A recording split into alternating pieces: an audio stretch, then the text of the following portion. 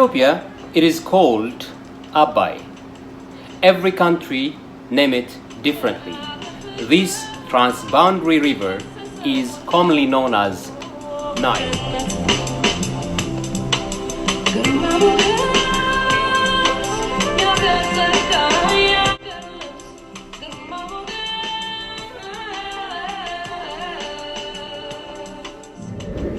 It has been and is still the source of the livelihood for millions of Africans, mainly in the north and eastern part of Africa. It is also the basis for economic growth and advancement. Unlike the time in the past, the utilization and implementation of electrical projects and dams, mainly the Grand Ethiopian Renaissance Dam, it is creating fierce disputes among the riparian countries, especially Egypt, Ethiopia, and Sudan. Most riparian countries actually agree the fair utilization and distribution of this resource. What does history tell us about Nile and its utilization? How do we evaluate the current situation pertaining to Nile? Where are we heading? And what is expected from the government and the people of the riparian countries of Nile, especially Ethiopia? These consecutive programs do have adequate answers to these and similar questions. This is Shimelis Bonsa Gulema at the newly launched media, the Eastern Media. Please stay with our program for the latest information on this market.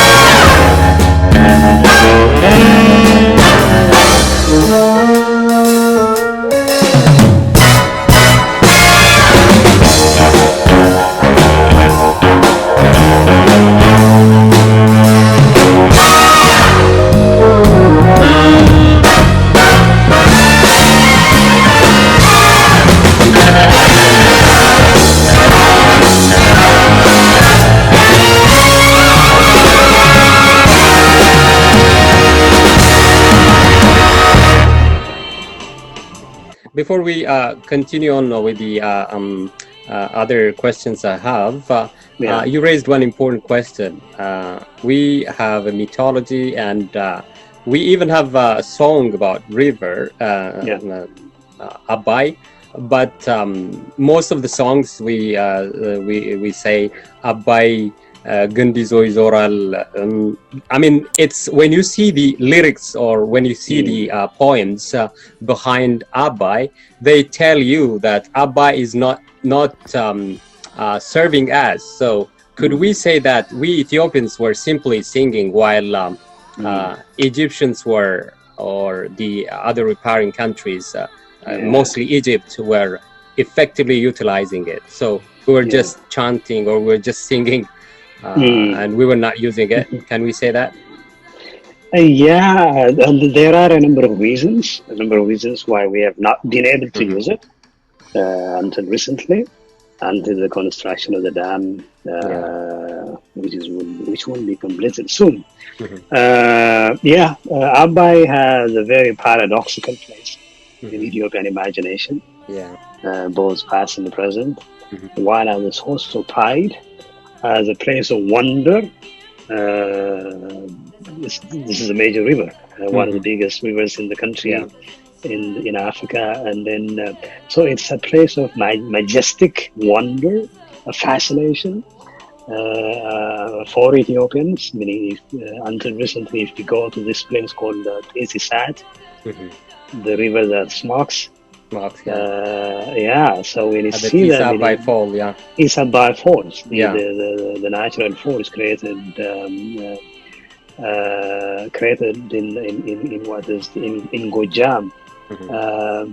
That is so it has captured the imagination of generations of Ethiopians, and represented in the songs, the lyrics, and the poems, the poetry composed over the centuries. But at the same time, Abay is also a place, a site of condemnation. Is being condemned by Ethiopians as a kind of betrayal, a national betrayal, because it's been carrying water and soil, especially Ethiopia's fertile soil and minerals, and feeding others, Egyptians and Sudan, for millennia, and not doing anything for Ethiopians.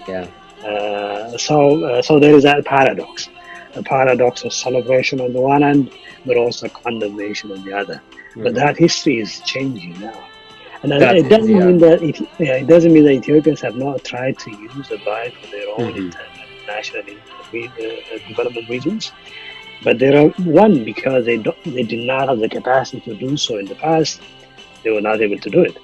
And then partly because of international conspiracy, international pressure, especially the pressure laid by the Egyptians, Ethiopians have not been able to raise the funding needed to build such a mega project. Interesting. That was actually the next question I would like to ask you about. I think there was no conflict, or there was no significant hostility between Ethiopia and Egypt, as far as I know, in the old times. You may help me with the historical background of Nile, but it hasn't been culturally utilized by citizens or countries in and around in the old days. Even Egypt was not effectively or efficiently utilizing it. So let's talk about the modernism and technical advancements, so to say, like irrigation and other things introduced related with water utilization or river utilization. What are the major moments where we could cite as far as history is concerned? Okay. Egypt, there is this fixation on the Nile River. There is an Egyptian fixation, and it is as old as Egyptian history itself. Because, as I said at the beginning, there is no Egypt without the Nile, because the Nile is so important. Even today, I think more than 80% of Egyptians live on both sides of the Nile River. As you go further away from the Nile River, settlement is sparse, because there is this large concentration of Egyptians living and working on both sides of the Nile River. So the dependence is the most complete, meaning it's so significant in Egypt. But this fixation has gained momentum, especially in the 19th century. And it is connected with colonialism. It is connected with British colonialism. The British colonized Egypt in 1882. But even before then, the Egyptians in the early 19th century, in the early 1820s, there is a new cadre of leadership came to power in Egypt. And that was led by Muhammad Ali Pasha. Muhammad Ali is like the father of modern Egypt. And he is the father of modern Egypt partly because of his policy of modernizing Egypt, creating a modern Egypt. And the modernization of Egypt depended to a large extent on the creation of a sustainable modern economy. And that is agricultural economy, irrigated, mechanized agricultural economy. And that agricultural economy would not succeed without having a control over the Nile River. without ensuring the safe flow of the Nile River to these Egyptian plantations, to these Egyptian farms. So this rise of a new leadership, a modernizing leadership in Egypt in the name of Muhammad Ali, created, you can say, the beginning of tension, between Ethiopia and Egypt. Because under his successor, his son, Karim Ismail Pasha, who continued the legacy of his family, the legacy of Muhammad Ali, which is to continue to modernize Egypt, but at the same time to find resources to fund this modernization project and to make sure that the waters flow smoothly to Egypt without any interruption from Ethiopia. That's the field. So what that did was that history of tension would eventually lead to confrontation between the new Egyptian government led by Karim Ismail Pasha and the Ethiopian government led by Emperor Yohannes. And that led to two battles, the Battle of Gundat in 1875 and 1876. Another battle was for the Battle of Gura. The understanding is that Egyptian policy to modernize the country would not be complete without achieving two objectives. One is ensuring the safe flow of the waters of the Nile to Egypt. Second, then if possible, to control the rich resources of a country called Ethiopia.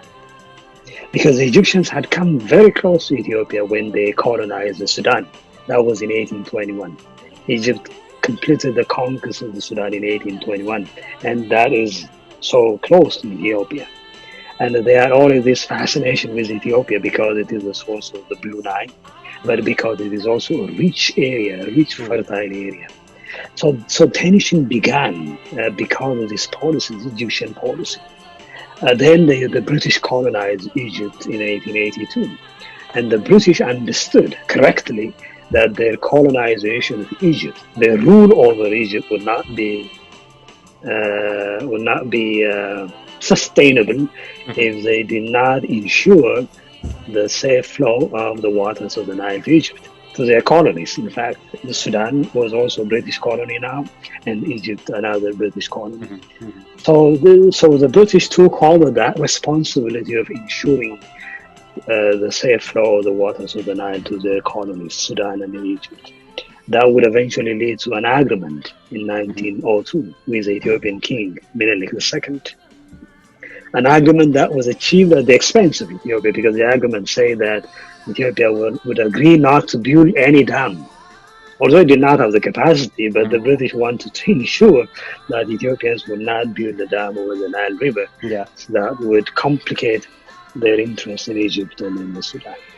So colonialism, first the Sudanese Egyptian colonialism in Northeast Africa, in the Sudan, and eventually the attempted colonization of Ethiopia in the 1880s, and then the arrival of a new European colonial power, the British, in 1882, made the situation more complicated, more confrontational between Ethiopia and Egypt.